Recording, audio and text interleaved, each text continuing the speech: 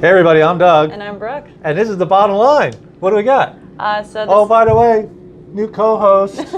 Yes, I'm so hard to work with that I can't keep co-hosts. Douglas, that's not true. No, that's not true. They have real jobs that take them all over the world, so it's like, But anyway, Brooke, my chief stew, has been so cool about helping me out to keep the show going. So welcome, Brooke. Thank you. You guys are going to love her. She's awesome. Thanks. Okay, what do we got? This episode is sponsored by Marine Data Solutions and Saltee Crew Apparel. Okay, Marine Data Solutions. No throttling, no contract, unlimited data, and no oil spills. And they give me all the data I need for my transporting needs. Have you ever seen my transporter? Mm-hmm. I could send you to Tahiti right now. Can you please do that? I need a vacation. I did that to Sam though without a passport or money. Oh. I'll give you a vacation after this trip. How about that? Absolutely. Okay, see, that's how it works. All right, and Saltee Crew Apparel. Mm-hmm. We have to find a tagline for Saltee Rags. If anybody knows one, PM me. Get busy between the sheets. Sailboat stuff. Yeah. Hey, that might work. All right, David, we're working on it. Okay. Next. And then also shout out to Brendan Emmons. We were underway yesterday. We were out in the ocean, and Captain Brennan took some photos. Here's a photo of us passing him.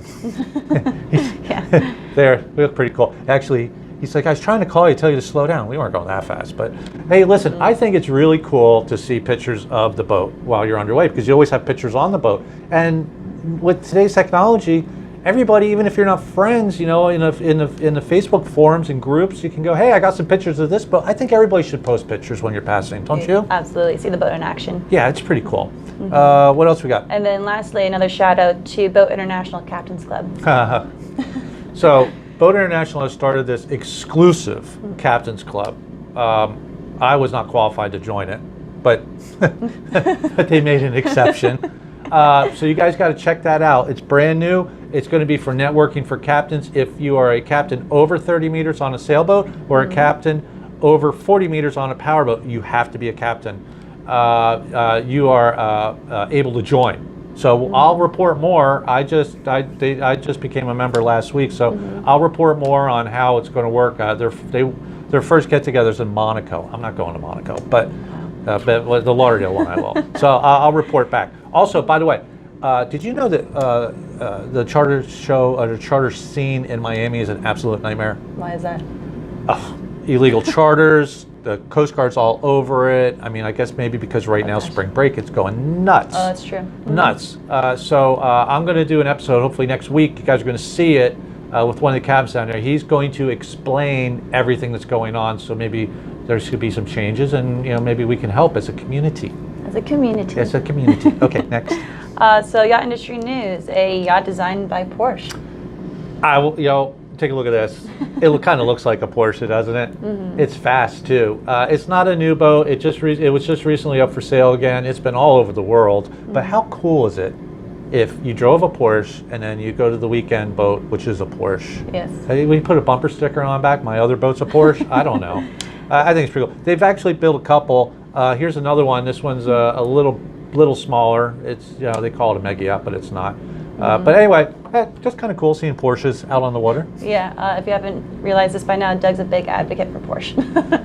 A little bit. Just a little bit. Yeah, I've dabbled. Dabbled. Okay. Also, Perini Navi, the Tabacchi family, wants Perini back and appeal against the bankrupt sentence. Okay, so we all know that San Lorenzo and Ferretti formed a corporation. They went through all that to do 50-50 partnership to save Perini Navi. Now the family they don't want to give it up. So there's a little bit of fighting going on in Italy right now.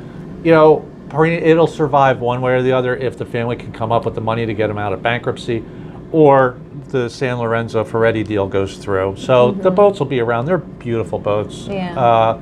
They're sailboats, I think. Yeah, they are sailboats, yeah. Yeah. There was a question if I knew sailboats before, but yeah. Either way, I hope they get it squared away, but yeah, some issues. Some issues Next. indeed. So 61 meters scientific expedition yacht concept Arctic Owl has been revealed.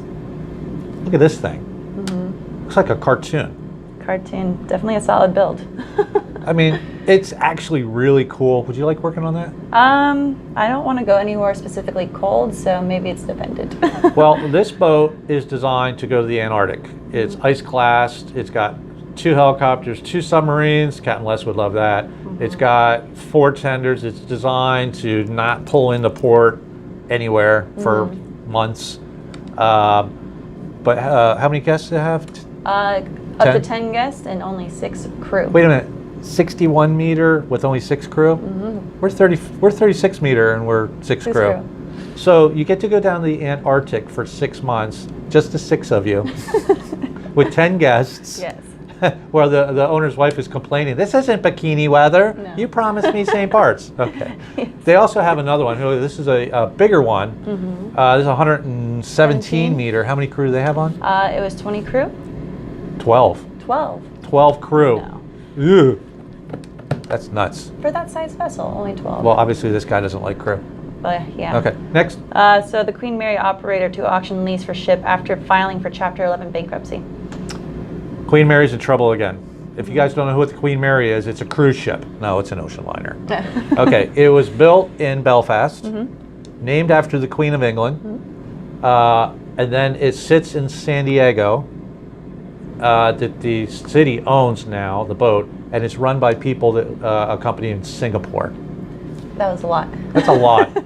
Geez, wonder why I went through bankruptcy. Yeah. I mean, there's too many hands in the pot.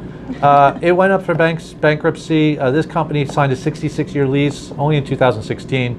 2015, the city's like, hey, look, we're going to give you this lease, but it needs $289 million worth of repairs. The company that manages it is a hotel company. Like, you know, they manage a lot of hotels, but they just can't. They went bankrupt over COVID. The city also pumped in $23 million for immediate repairs. Guess what the city's doing now? What are they doing? They're running an audit to find out where the $23 million went. They can't find it. Just can't find $23 million. Jesus Christ. Really? Wow. Okay, so this boat, I love the Queen Mary. I mean, it's a really cool idea to have a floating hotel as an ocean liner, but it went bankrupt in '93. It went bankrupt in 2009. Obviously, it's not cost effective to be running a ship like this as a hotel. The USS United States in Philadelphia is going through the same problem. Really?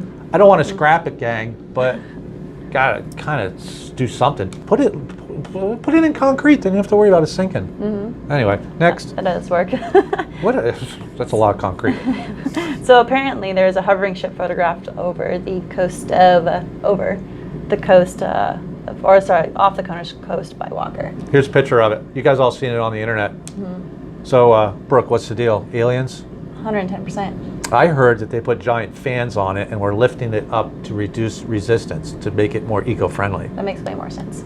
But it looks like it's about, I don't know, 150 feet in the air. Yeah. Actually, this is a result of the atmosphere refracting off Jupiter while Mars and Venus were lined up at the same way, and then the moon stepped in and created this, and it all lifted the ship up. No, that's not true. No. What it did was it created a visual illusion of the horizon, so the ship looks like it's floating. I've seen this several times where the ship, you couldn't see the horizon. I've never seen one where the ship was just up in the air. But it's pretty cool and it's very mind-blowing. So if you haven't seen it, check it out. Floating ship, type it in. Google is your friend.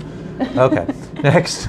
So in Crew Corner, ever wonder why the terms port and starboard is used to denote left and right side ships? Well, yes, I have. Well, we're here to tell you. Okay, why is the port side the port and the starboard's the starboard? So during the earlier days before ships had rudders on their center lines, boats were controlled using a steering oar. I've been a captain long enough to remember those days. Yes. It was like the 13th, 14th century. Oh, that long ago? Yeah, I actually could never be a captain because I'm left-handed. Yeah, because since it was always more common for everybody, obviously, to be right-handed, it would always be put onto So they put the rudder on the right side for right-handed people. That's rude. I had the same damn problem in high school with baseball gloves. Yeah. Seriously. I mean, you have a whole team of baseball players and you only have 2 left-handed gloves? What if there's 3 left-handed? Okay, go ahead.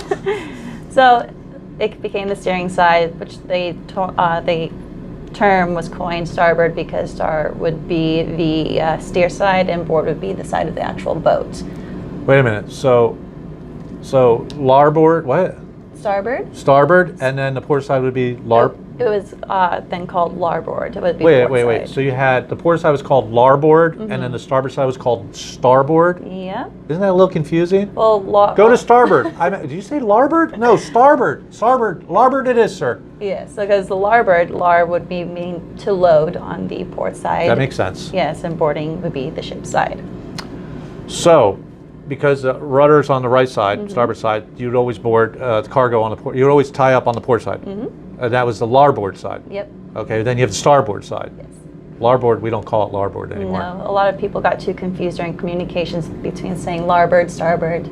So it's kind of Went stuck to with port instead. because you tie into port, Yes. the harbor, the port.